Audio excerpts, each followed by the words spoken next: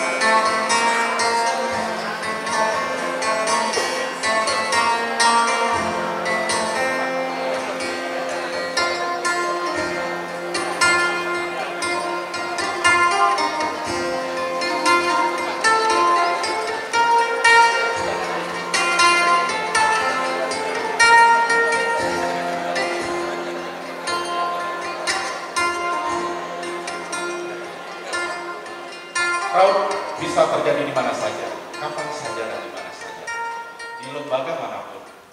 Kalau dari pengertian kredit union, fraud itu tindakan curang yang dilakukan oleh anggota, oleh karyawan, oleh sekelompok orang. Cuma bagaimana kita bisa meminimalisir. Ternyata karena ada tekanan, ternyata karena ada peluang, dan ternyata ada kesempatan. Dengan teori yang terkenal yaitu triangle. Nah, terkait dengan tekanan, kenapa orang termotivasi melakukan fraud? Khusus di kredit union ada 3 kategori bentuk tekanan. Di antaranya gaya hidup. Nah, ini Bapak Ibu pengurus pengawas ini boleh memperhatikan itu, terutama pengawas. Kalau ada karyawan yang tadinya masuk baru setahun menjadi karyawan, gaji mohon maaf, UMR misalnya, kelihatan gaya hidupnya seperti apa. Nah, itu patut dicurigai, catatan pengawas. Kalau kami manajemen agak susah yang menilainya. Pengawas, pengurus mungkin itu bisa memperhatikan itu, ya. Gaya hidup, dan itu agak susah sekarang ini, karena dengan banyaknya informasi media saat ini yang mempengaruhi itu. Yang berikutnya banyak hutang. Nah, ini ternyata menjadi motivasi juga. Karena banyak hutang, termotivasi nih, gimana mau? Karena keperluan tak terduga. Karena tekanan istri dan suami. Nah, kalau tekan menekan mungkin enak ya. Pak, beli dong kulkas yang besar, beli dong TV yang besar, beli dong mobil yang parkir yang besar karena parkiran masih luas. Kondisi keluarga dan lingkungan bisa jadi rumput tetangga lebih hijau. Itu terkait kebutuhan materi. Kemudian sifat buruk. Nah ini juga. Yang berikutnya, hubungan buruk dengan rekan kerja dan tidak puas dengan gaji. Nah ini juga bisa jadi gaji yang harusnya sepadan dia diterima atau bahkan lembur pun tidak dibayar. Orang kerja ada sampai malam-malam capek tidak dibayar. Dah besok korupsi saja atau ambil uang ceng saja. Nah ini hati-hati juga. Jadi kebutuhan materi, sifat buruk dan rasa kecewa itu yang membuat orang termotivasi melakukan kecurangan. Ya. Nah ini lagi Bang Nafi bilang. Ini kalau nonton RCTI beberapa tahun yang lalu, kecurangan terjadi bukan karena niat dari pelakunya saja, tapi karena ada kesempatan. Bayangkan kalau misalnya jarang dikunjungi TP-nya, tanpa sinyal, tanpa CCTV, jarang ke situ. Pengurus pengawas pun tidak akan ke sini. Udah saya ambil saja atau kita bagi-bagi saja duit ini, ya kan? Kesempatan, kurangnya pengawasan tadi. Apalagi tidak ada prosedur. Udah CCTV tidak ada, prosedurnya pun tidak ada. Kesempatan terjadi. Sikap apatis, ya. Tidak mau tahu. Pencatatan yang buruk, tidak ada jejak audit, tidak ada aturan. Oleh karena itu penting untuk memitigasi ini, ya, untuk menyiapkan ini. Bagaimana kesempatan itu yang mungkin terjadi kita tutup. Misalnya kalau tadi misalnya tidak ada CCTV, pasang CCTV. Tidak ada sinyal, pasang sinyal. Penguat sinyal, kan tidak. Atau jaringan yang kuat. Dan yang terutama adalah prosedur, MP, MO, aturan. Orang akan, kemarin pastor bilang, kita akan tidur tenang kalau hidup sesuai aturan. Tapi kalau tidak ada aturannya, susah. Pasti loss. Gitu. Nah, aturan itu penting. Sesuai yang disampaikan Romo. Yang berikutnya adalah pembenaran. Nah ini lagi. Udah tekanan, kesempatan, dan pembenaran. Nah, gampang kita bagi-bagi duitnya. Ini kan tidak merugikan orang lain. Gampang, hanya 3 juta. Besok gajian saya ganti deh. Tahu-tahu gajian bulan berikutnya tidak juga diganti. Lupa. Bahkan nambah mungkin kan. Nah itu. Benar. Setiap orang melakukan fraud. Wah wajar kok fraud. Semua orang melakukan itu. Saya dapat menggantinya segera tadi. Dan lain-lain dan lain-lain. Yang pembenaran tadi. Biasanya fraud yang paling sering dilakukan oleh karyawan. Karena sehari-hari anggota yang kita tugaskan atau sebagai volunteer kita. Nah, kasus ini sering terjadi. Baik di masa lalu maupun mungkin akhir-akhir ini. Tetapi puji Tuhan, dengan kesiapan kita, dengan antisipasi, dengan aturan-aturan yang kita berlakukan, setidaknya itu bisa mengurangi. Orang akan takut melakukan fraud. Yang pernah terjadi penggelapan dana anggota. Tadinya orang store ke dia, sudah tutup kantor. Waduh, kami sudah tutup, jam operasional kami jam 8 sampai jam 3. Bapaknya datang pas jam 3, pas tutup buku. Tidak bisa, besok kita bukukan ya Pak.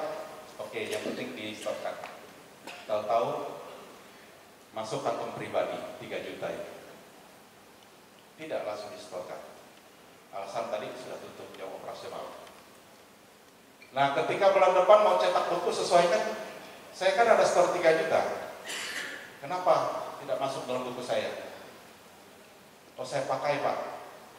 Saya pakai dulu. Nanti rencana mau gantinya pas gajian. Itulah proud.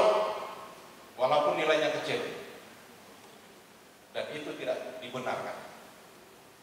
Nah, itulah yang harus diberikan. Kalau di Ciupancu kasih, tidak melihat nilai. Mau 100 rupiah, ada tindakan. Apalagi 3 juta. 3 juta itu PHK kalau Pacar kasih. Nah, puji Tuhan, tahun 2023 tidak banyak yang melakukan fraud. Staf 1, manajer 1. Dan puji Tuhan juga dalam penyelesaiannya aman. Penggelapan dana, markup biaya, pemalsuan dokumen, ya, markup biaya ini juga. Tadinya beli komputer misalnya, ini misalnya ya, bisa jadi. Mudah-mudahan tidak terjadi di tempat kita. Dan di Pajak Kasih semuanya pakai transfer semua sekarang. Tidak ada yang cash sistem pembayaran.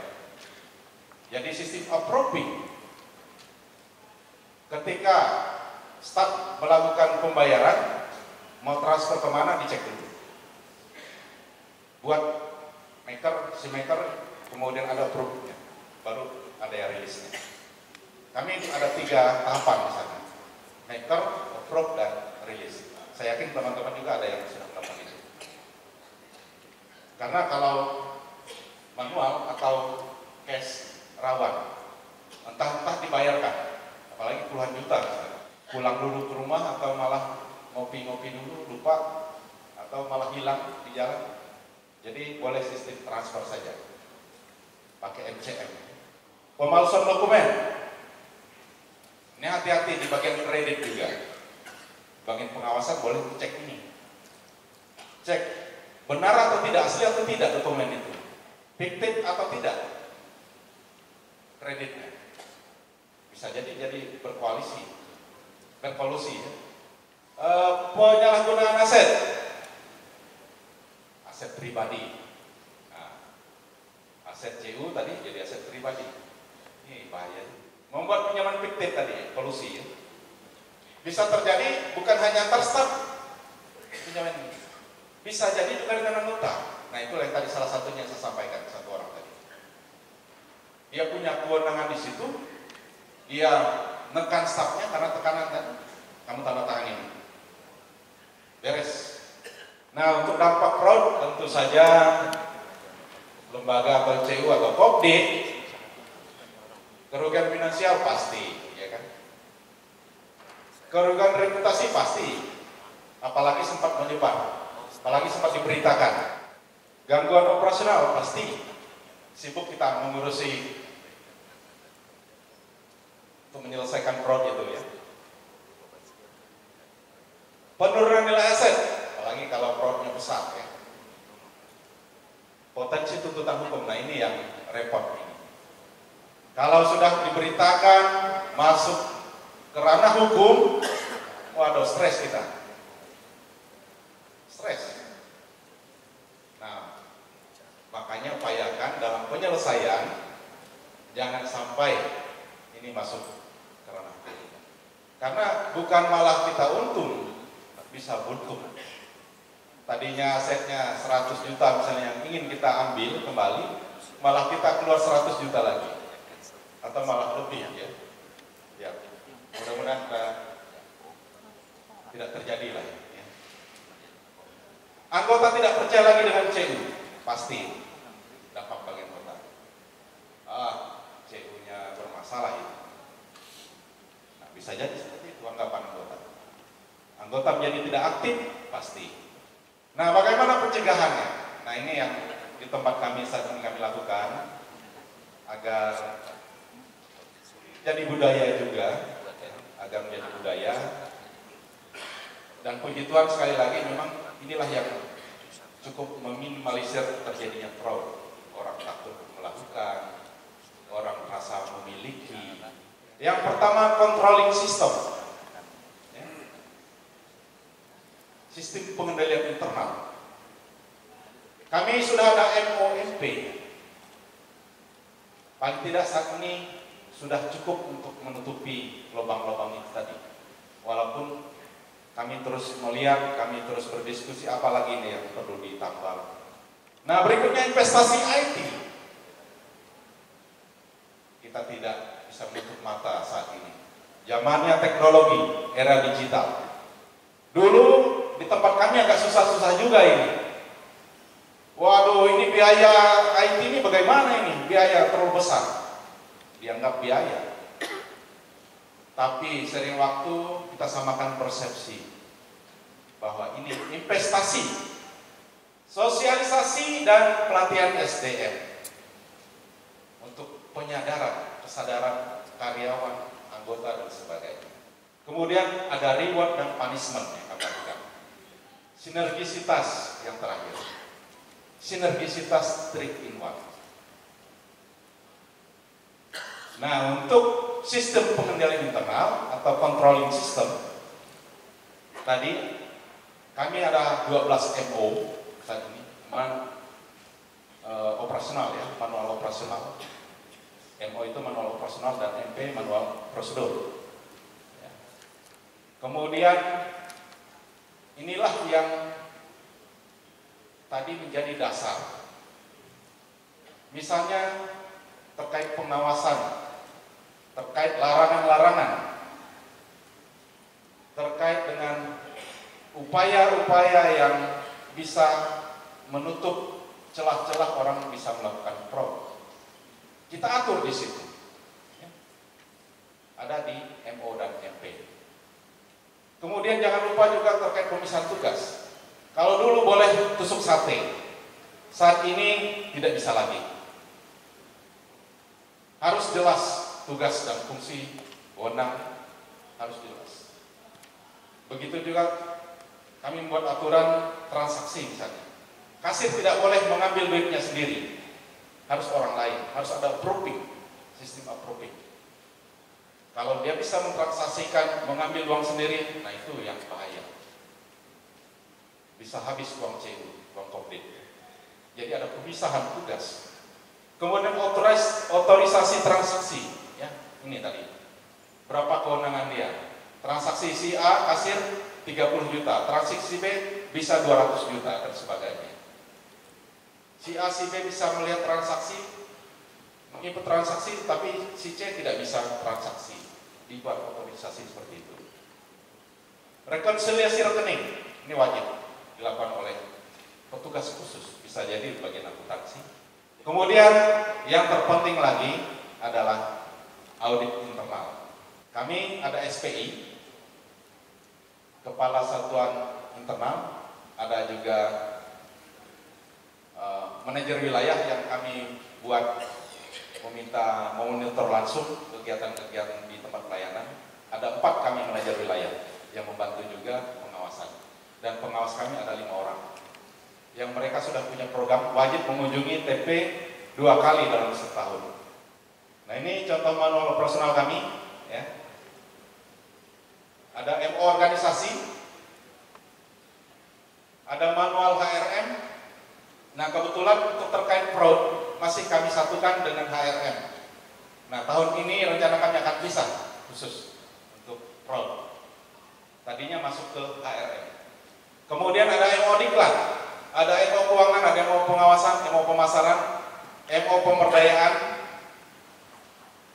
MO SPI, MO SKMR, MO IT, MO CS, MO Kredit. Inilah semuanya. Kemudian manual prosedurnya untuk satu MO ini banyak, Bapak Ibu. Ini masih terus dibuat. Belum kami buat buku seperti ini, tapi sudah bentuk soft copy juga. Nah, ini yang saya katakan tadi, investasi IT. Untuk apa sih investasi? Indonesia saat ini jadi sasaran pasar dunia. Pengembangan ekonomi digital ini penting. Dan tadi yang namanya handphone, bahkan di ruangan ini mungkin satu orang bisa 2 handphone. Ada handphone untuk istri, ada handphone untuk siswa. Ini penting di era digital. Keamanan terkait keamanan cyber. Kalau kita sudah membuat aplikasi digital, harus kita perhatikan, pikirkan untuk keamanannya juga. Jangan kita buat aplikasi, besok orang tembus ada komplain anggota. Bagaimana uang saya kok hilang, tidak ada saldonya lagi. Nah itu bahaya. Nah puji Tuhan ketika 2016 kami launching aplikasi mobile, hingga saat ini belum ada komplain dan kehilangan. Puji Tuhan. Karena kami memikirkan ini, lapisan-lapisan keamanan itu. Dan saat ini tidak bisa hanya satu lapisan saja. Ini bisa melalui vendor juga. Banyak cyber. Nah, mengapa keamanan cyber penting? Yang pertama, ancaman cyber semakin canggih dan berbahaya. Bukan hanya lokal, tetapi saat ini sudah global. Bahkan ada komunitas khusus dibuat. Kalau kami perhatikan di server kami itu banyak serangan dari luar. Yang kebanyakan. Kalau lihat IP-nya itu dari luar semua. Kebanyakan. Yang ingin masuk ke sistem kita. Dulu pernah terjadi yang di perangkat kita tidak bisa kita buka, terkunci semua. Itu yang namanya ransomware, ya. Mengunci perangkat komputer. Kalau kita tidak ada backup data, wah kacau, selesai. Tapi syukurlah kita punya backup data. Nah, backup data juga penting Bapak Ibu. Jangan hanya backup di tempat kita saja. Pikirkan juga untuk backup di tempat lain. Karena kalau di tempat kita terjadi sesuatu, masih ada backup di tempat lain. Itu penting. Serangan cyber dapat menyebabkan kerugian finansial yang signifikan, pasti. Pelanggaran data dapat merusak reputasi dan kepercayaan. Ini alasannya. Serangan cyber dapat mengganggu operasional. Ya. Nah, jadi catatannya COVID sudah seharusnya melakukan investasi, bukan biaya, ya. Yang seharusnya 10 tahun yang lalu kita bicarakan terkait dengan integrasi, tapi hari ini belum terjadi, ya. Harusnya itu bisa. Tadi kami sudah sepakat dengan Pak, udah buat kelompok kecil saja, kita garap. Yang penting ada dananya.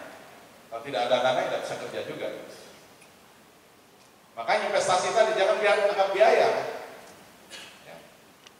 Kalau ada dananya, Pak Daud siap komando tadi, jadi komandannya. Investasi keamanan cyber untuk mitigasi sebelum aksi kejahatan terjadi. Puji Tuhan kami sudah memisahkan divisi IT, ada bidang-bidang khusus. Nah ini jenis investasi keamanan cyber ya, yang bisa kita segera lakukan. Antivirus, ini harus original. Ada biaya yang harus dibayar ya, ada yang harus dikeluarkan ya. Memiliki firewall berlapis. Sistem keamanan berlapis. Dulu kami pernah terjadi satu orang anggota kami bisa di 2 cabang kami. Ini ketika kami masih proses manual ke komputerisasi. Satu orang anggota bisa punya 2 pinjaman tadi. Dan ketemu staf A dan staf B ini, kenapa di sini ternyata dia ada pinjam di 2 cabang. Nah itu karena sistem database kami pada saat itu yang belum baik. Nah, kami mengatasinya dengan bekerja sama dengan Dinas Dukcapil karena satu data. Ada verifikasi, ada validasi. Nah, sekarang ketika masuk anggota wajib verifikasi. Sudah ada di daftar di cabang lain. Kalau belum boleh jadi anggota. Ada verifikasi. Nah, begitu juga mau pinjam. Ketika mau pinjam, cek KTP-nya. KTP elektronik ya, tapi dicek di situ. Oh, ternyata betul dia anggota kita, bukan fiktif. Tadi untuk mencari yang fiktif tadi, ya wajib dimasukin di Poljak mungkin.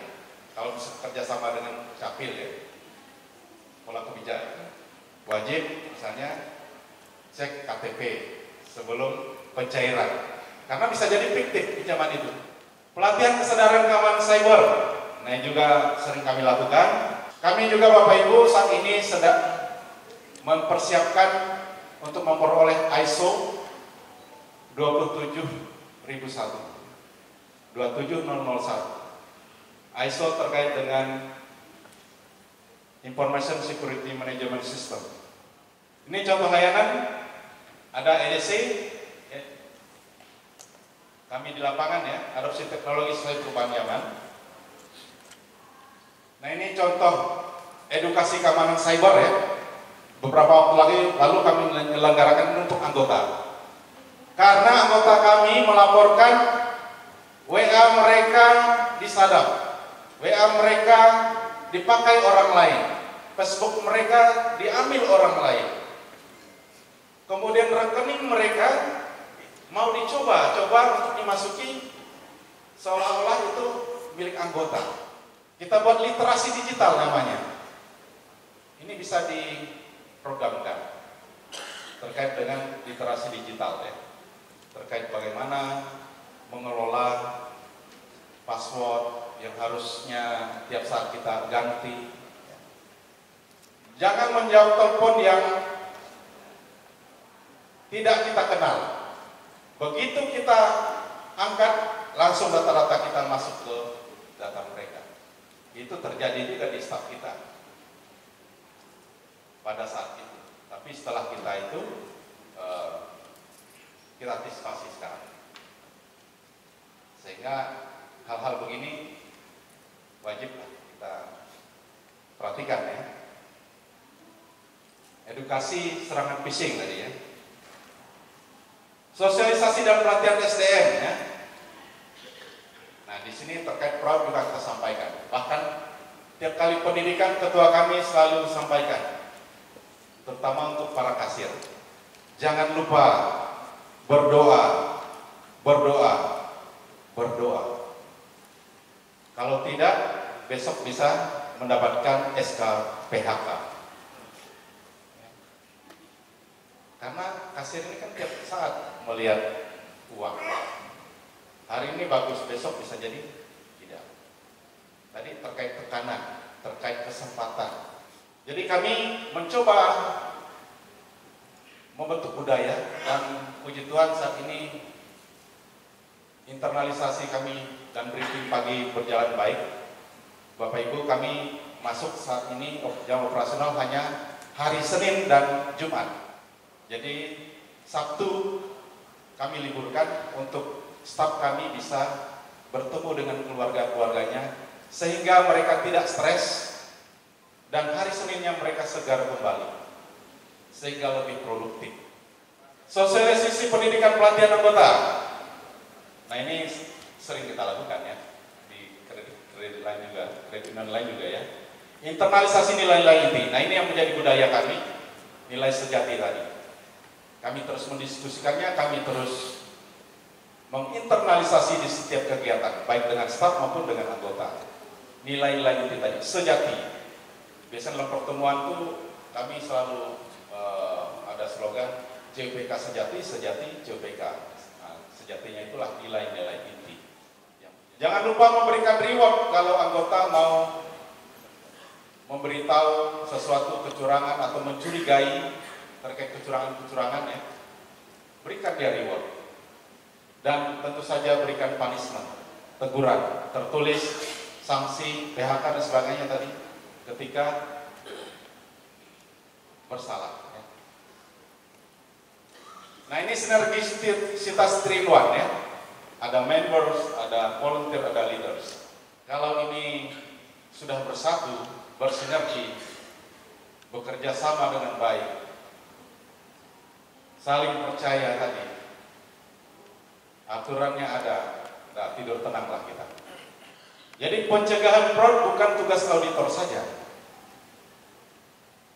Pencegahan fraud bukan tugas auditor saja, tetapi tugas anggota juga, tugas para leader, volunteer kita. Jadi kami terus juga membudayakan ini, kami sampaikan ke seluruh anggota kami bahwa inilah yang membentuk keberlangsungan keberhasilan kredit union bisa 40 tahun bahkan selama-lamanya. Nah, bagaimana pengungkapan dan penindakannya? Ya, saya pikir ini caranya berbeda-beda tiap Kopdit, tiap CU, tiap organisasi dan tiap institusi. Ya. Dan tentu saja cara-cara penanganan kita tidak ingin tadi terbuka keluar, kita tidak ingin bisa langsung ke hukum, ranah hukum, karena kita sifatnya kekeluargaan tadi, itu yang kita dahulukan. Yang penting asetnya bisa kembali, uang bisa kembali. Nah, terkait ini, selain dari monitoring transaksi yang kita lakukan, ada investigasi fraud tadi ya. Yang pertama, memahami pola-pola dan ciri fraud, perubahan perilaku keuangan. Nah, tadi, bagaimana melihat ciri-ciri orang melakukan fraud? Terkait perilaku keuangan, bisa dilihat sehariannya, gaya hidupnya, dan sebagainya. Terkait kecocokan data, nah ternyata di sistem sama di lapangan tidak sama ini, tidak sesuai. Rupanya masuk kantong tadi. Nah, harus diperhatikan kecocokan data sama tidak. Perilaku mencurigakan ini bisa jadi. Bagaimana memahami atau ciri-ciri yang mencurigakan tadi? Ini agak sulit tapi harusnya bisa. Apalagi orang-orang yang sudah terlatih ya. Pengawas mungkin ada rahasianya ini. Keluhan komplain dari anggota, bisa jadi laporan-laporan. Kita ada yang namanya aplikasi untuk keluhan anggota. Kita biasanya tahu dari sana. Ada petugas khusus yang menangani ini. Aplikasinya versi web ya, untuk keluhan komplain anggota. Jadi kita langsung bisa jawab pada saat itu. Misalnya dia menyampaikan, Pak, tadi saya ada nitip setoran ke petugas A. Nah, nomor anggotanya ini, mohon dicek. Kita cek. Seperti kemarin ada yang melaporkan CPK Mobile. Kebetulan langsung ke saya tidak tahu juga kok dapat nomor saya. WA, Pak, saya tidak bisa masuk CPK Mobile karena passwordnya keliru terus ya. Mohon dicek karena saya takut ini dipakai orang. Setelah dicek ternyata masih aman dan besoknya dia ubah password. Akhirnya bisa ditangani. Ini bisa dari komplain-komplain anggota. Nah, ini langkah-langkah pengungkapan fraud. Tadi identifikasi awal ya. Kita bisa gunakan pola, gunakan IT tadi bisa ya untuk mengidentifikasi itu. Tentu saja mengumpulkan informasi-informasi yang penting terkait dengan fraud itu ya.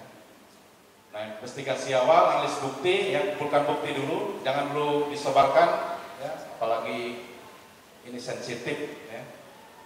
Jangan sampai menyebar keluar dulu, internal kita saja. Terkait bukti-bukti tadi, benar tidak dia betul-betul melakukan fraud, benar tidak? Pertanyakan. Nah, interogasi tadi, pengumpulan info tambahan dan sebagainya. Barulah kita melaporkan setelah bukti-bukti tadi kita kumpulkan, kita laporkan. Untuk selanjutnya rekomendasinya bagaimana ini? Misalnya terjadi satu TP, manajer tadi melakukan fraud terkait dengan pinjaman fiktif.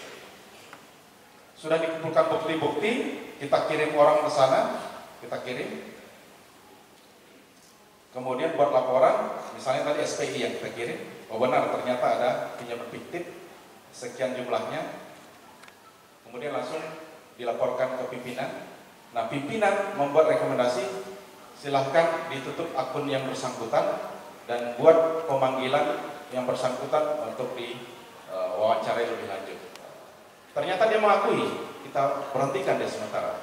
Kita skorsing, misal 1 minggu. 1 minggu skorsingnya. Akun untuk di sistem yang kita tutup, ya, otoritas dan sebagainya, blokir. Berhentian sementara bisa 1 minggu. Kemudian bukti-bukti sudah kita kumpulkan dan valid, ya, barulah tindakan, ya, sanksi yang tepat untuk dia. Ternyata sanksinya berat, PHK. Misalnya terkait dengan fiktif pinjaman fiktif tadi, misalnya 100 juta pinjaman fiktif, bersangkutan. Udah, tidak ditolerir lagi. Kamu PHK ya. Kemudian ini kita laporkan ke pengurus untuk surat PHK-nya. Kalau di tempat kami yang mengeluarkan surat PHK itu masih pengurus. Jadi penanganan fraud harus dilakukan dengan profesional, adil, dan sesuai dengan peraturan lembaga tentunya. Dan pasti ini berbeda-beda setiap instansi. Dan kasus yang berbeda, penanganannya juga berbeda, tidak sama. Sehingga apa yang saya sampaikan tadi hanya berupa contoh saja gitu. Tiap kasus pasti beda penanganan.